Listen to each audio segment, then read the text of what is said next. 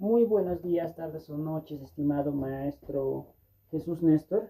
En esta oportunidad me presento, mi nombre es Jesús Gabriel Condori y tanto como representante de mi grupo embarcaremos este asunto sobre los principales filósofos peruanos y sus aportes. Partiendo con Augusto Salazar Bondi. Salazar Bondi, a partir del año 1925 a 1974, de toda su temporada en vida, tuvo un pensamiento peruano latinoamericano en el siglo XX. Aportes principales, su trabajo se centró en el problema de la dependencia cultural y la autenticidad de la filosofía en el Perú en América Latina. Y una idea central argumentó que la filosofía en las naciones dependientes como Perú era inauténtica, meramente un reflejo de corrientes europeas o anglosajonas, debido a la situación de dependencia económica y cultural. Así como menciona Augusto Salazar Bondi, bueno, ese sería mi aporte. Le daría pase a mi compañero para continuar esta exposición.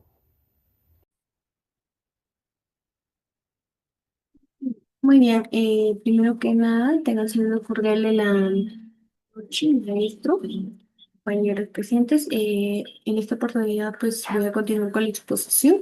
Mi nombre es Gladys Quispe-Curi.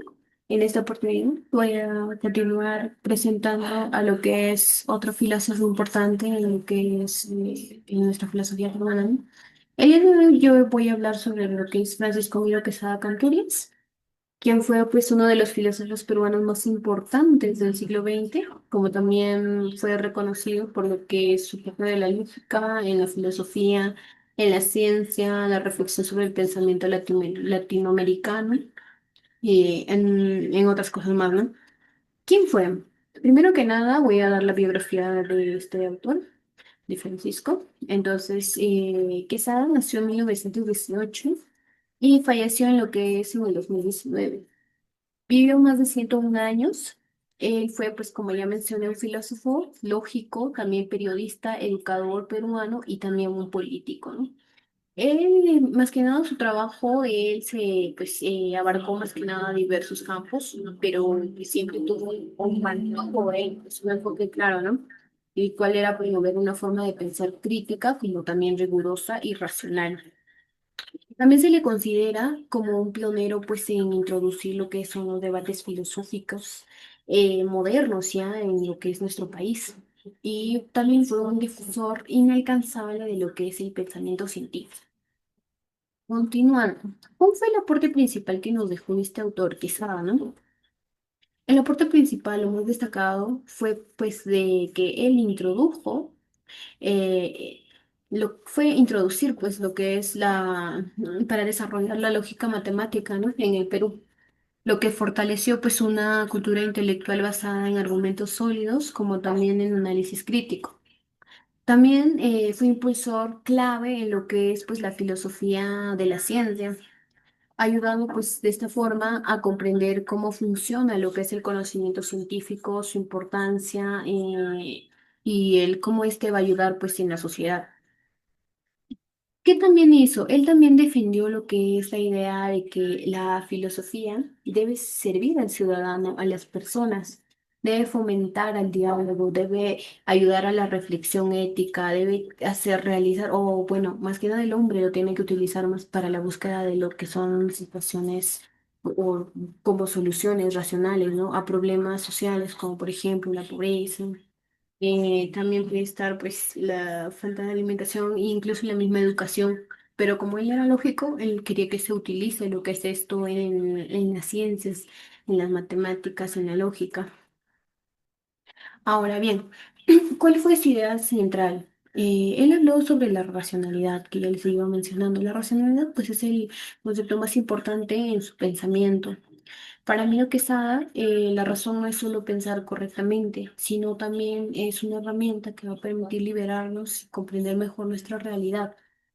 Y de esta forma nosotros vamos a poder, bueno, se propone que nosotros construyamos una sociedad mucho más justa, ¿no?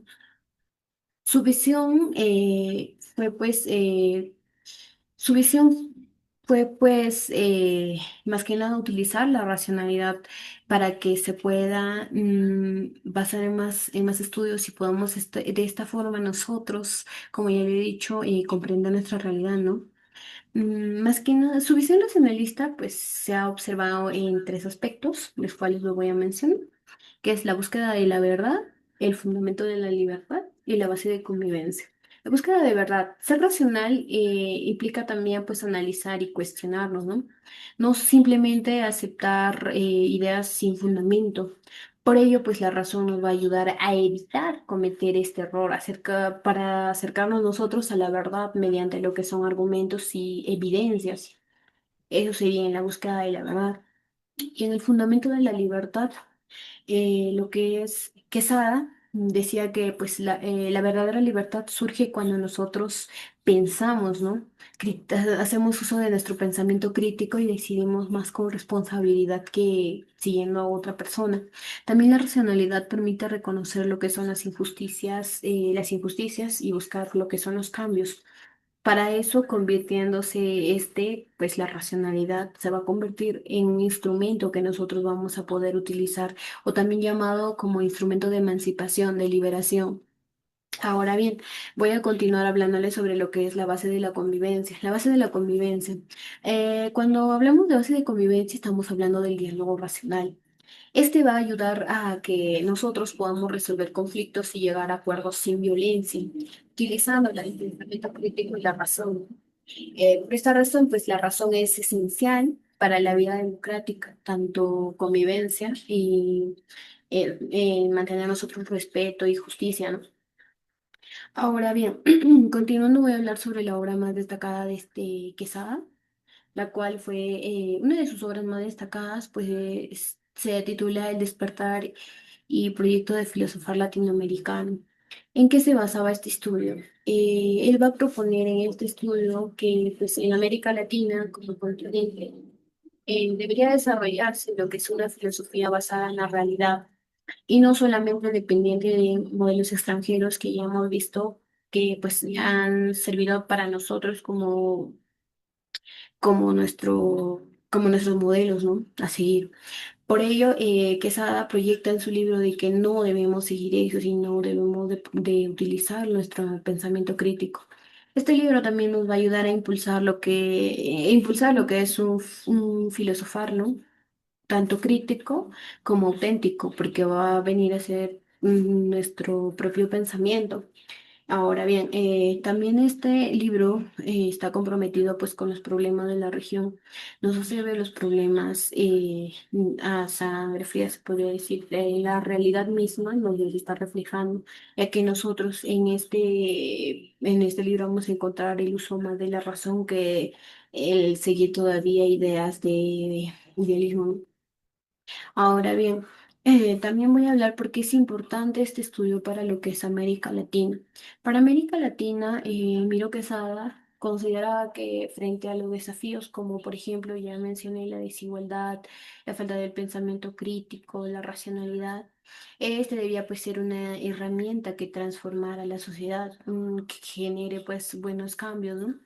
También creía pues que una ciudadanía más racional es una ciudadanía más libre, más consciente y más capaz de construir una sociedad justa, lo cual nosotros actualmente pues no hemos tomado en cuenta. Pero no quiere decir de que eso se deje en el olvido. Este pensamiento también se puede adoptar ya en nuestra realidad para un futuro. Ahora bien, eso sería. Bien. Francisco Quesada Canturrias no solo dejó un legado que sigue pues vigente, ¿no? La razón como camino, por ejemplo, hacia la verdad, la libertad y la convivencia, y este va a estar presente hasta el fin de nuestros tiempos, por lo cual pues nosotros deberíamos pensar y pues también darle una leída a su libro, porque es muy interesante el libro. Este libro nos va a ayudar a reflexionar sobre nosotros mismos, sobre lo que nos rodea y sobre cómo estamos viviendo, ¿no? Ahora, también su pensamiento no simplemente nos invita a analizar lo que es pues nuestra realidad, también nos está invitando a lo que es cuestionar lo que son las injusticias. Para ello pues vamos a utilizar la racionalidad, ¿no? Porque cuando una persona quiere ser libre, ¿Qué busca? Busca algo que le beneficie. Entonces, lo que nosotros estamos haciendo, bueno, que Miro Quesada planteaba, era que nosotros nos emancipemos, que no sigamos pues pensamientos de otras personas, ya no al pasado, sino que nosotros mismos creemos nuestras propias ideas, utilicemos el razonamiento crítico y con ello podamos pues vivir en un futuro, ¿no? ¿Para qué? Para transformar nuestra sociedad, nuestra forma de vida y todo ello. Eso sería todo. Agradecería más bien mi participación. Estaría pasándole a mi siguiente compañero. Muchas gracias. Profesor, buenas tardes compañeros. En esta oportunidad yo voy a hablar sobre un principal filósofo peruano que es Gustavo Gutiérrez Merino. Es un teólogo filósofo peruano que nació el 8 de junio de 1928 en Lima, Perú. Él, cuando estuvo en la secundaria, le detectaron lo que es una enfermedad, lo cual le llevó a diferentes operaciones. Pese a todas esas dificultades, él logra ingresar a la Universidad Nacional de Mayor de San Marcos a estudiar medicina, luego letras a la Universidad Católica y luego se preparó lo que es en Europa para lo que estudió lo que es teología. Se recibió como sacerdote en 1959, regresó acá al Perú, regresó acá al Perú siendo profesor también de la Universidad Católica y finalmente falleció en el 2023 a sus 96 años de edad.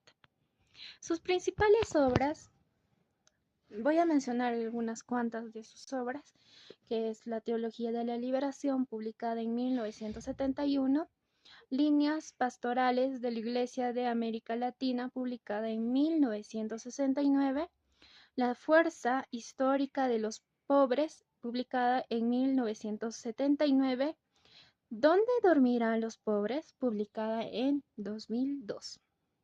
Yo me voy a centrar en una de sus obras muy conocidas, lo cual es Teología de la Liberación, donde nos dice que está en un lenguaje sobre Dios, pero que quiere partir desde el mundo, un mundo lleno de sufrimiento, lleno de exclusión, de pobreza, pero también un mundo de eh, alegría y esperanza.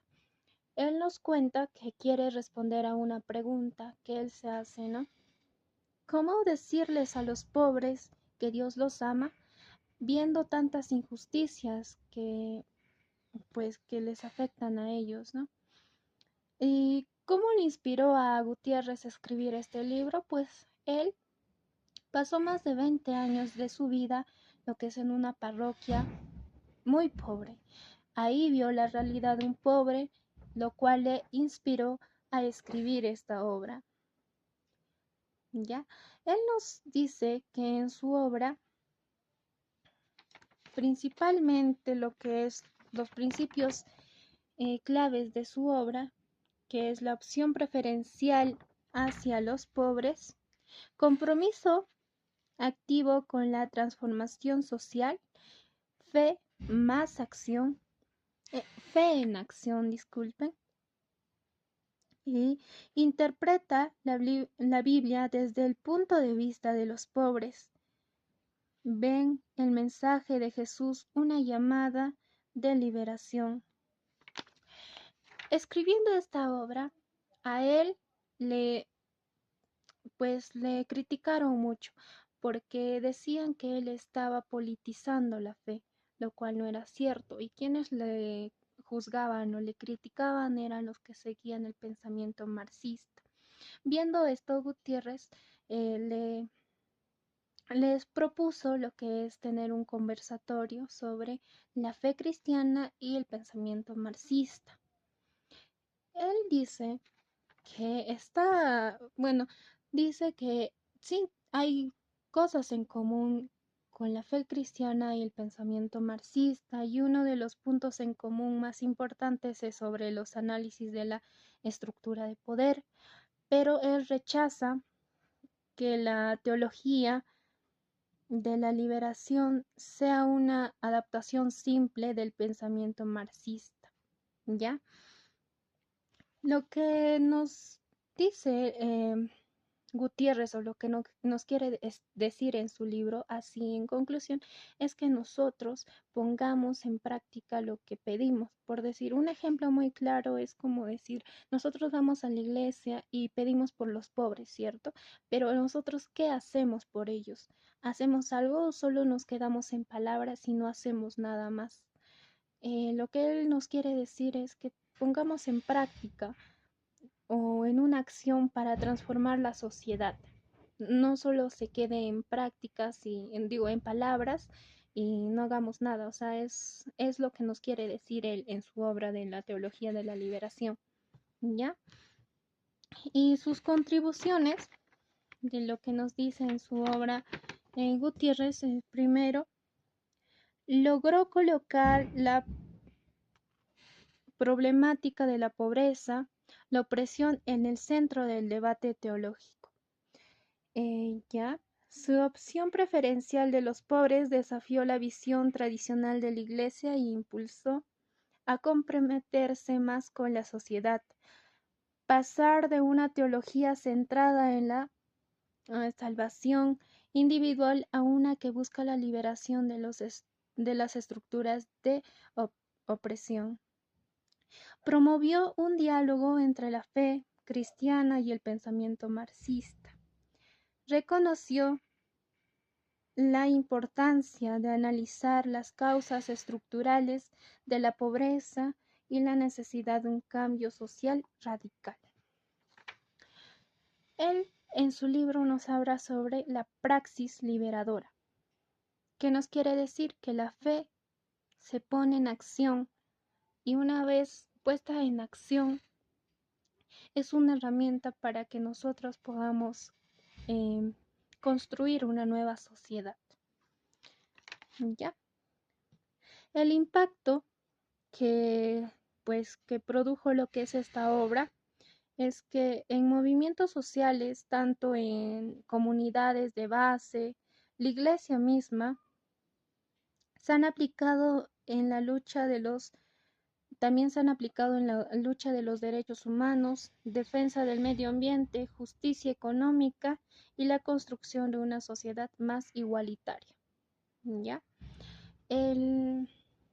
Lo que nos dice Gutiérrez también, lo que es en su obra, es que la fe cristiana tiene un potencial que va más allá de cualquier ideología. ¿Ya? Y finalmente, para terminar, yo les voy a hablar sobre lo que nos quiere decir, pues, ¿no? Gutiérrez.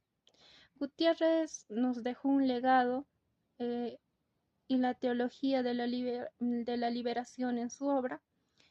Más que nada es un llamado a la esperanza, a la acción y a la transformación. Nos recuerda que la fe no es un asunto privado, sino una fuerza que nos impulsa a construir una sociedad más justa. Eso es lo que nos quiere decir, ¿no? Así para que lo puedan entender. Esa es toda mi participación. Más bien, muchas gracias por su atención. Eso sería todo por mi parte. Bien, estimado docente, con salud de la noche, quien les habla es el estudiante de Saber Zapal como Marco Antonio del octavo ciclo de Ciencias Sociales.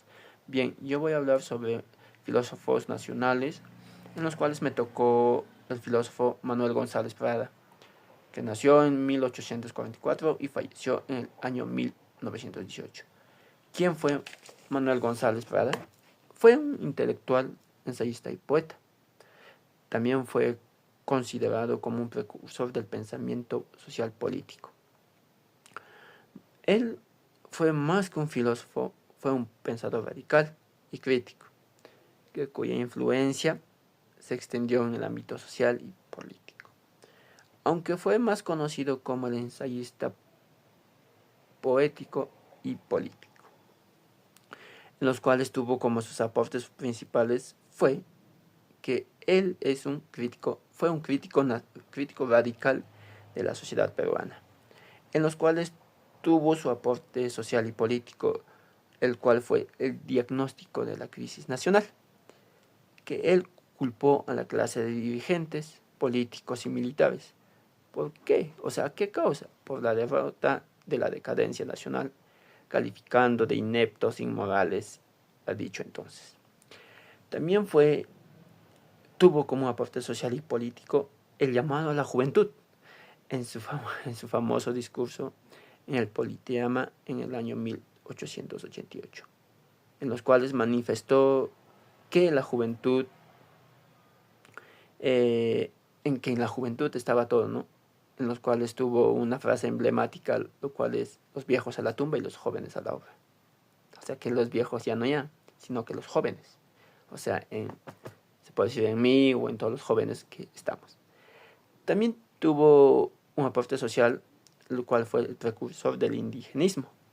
Fue el primero en plantear el problema del indígena no como un asunto de aspecto físico o de la clase de una persona por su color de piel y todo ello, sino como un problema social y económico, a la explotación por parte de quienes, de las personas que tenían de todo, ¿no?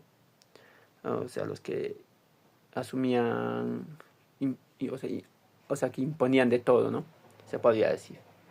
También también tuvo como aporte social y político la difusión del anarquismo. Introdujo el anarquismo europeo hacia nuestro país. Eso fue, ¿no? El anarquismo, ¿no?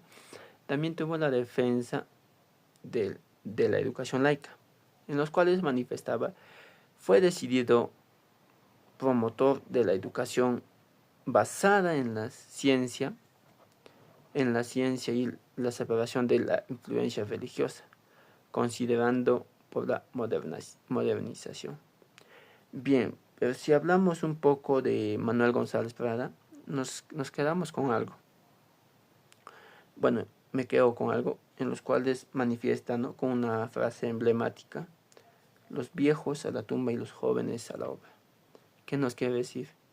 Que depende de nosotros, depende de cada joven, de ti o de mí, de los que estamos, ¿no?, hoy en día, en la juventud, ya que los viejos ya a la tumba, ¿no? Y es una frase emblemática muy buena. Bueno, personalmente lo veo como que excelente, ¿no? Que depende de los jóvenes. Bien, eso es todo y gracias.